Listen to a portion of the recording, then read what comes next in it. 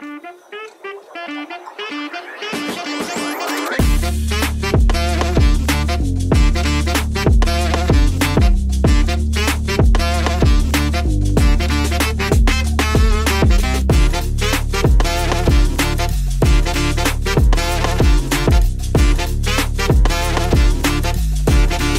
školu som si vyberala, pretože ma zaujíma oblasť ekonómie a financovania a veľmi by som sa chcela stať účtovníčkou.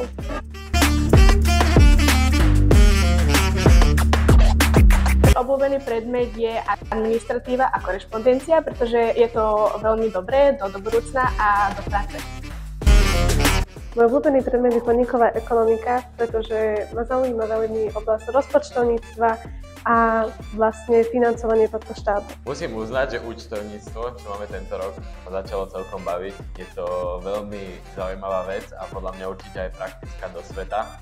Tak môj obľúbený predmet je informatika telesná. Informatika z dôvodu, že sa učíme na počítačoch, jasné, že naučím sa, ako sa ovláda počítač.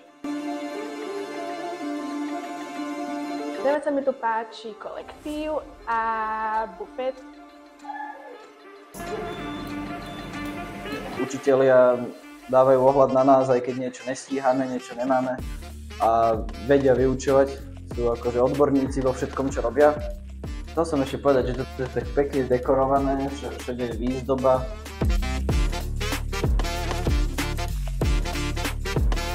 To je všetko. Pripravujem sa do práce, je to taký režim, že musím stávať aj do tej práce a niečo tam naozaj robím. V prvom ročníku som za to dostával aj plat, takže to bola taká motivácia.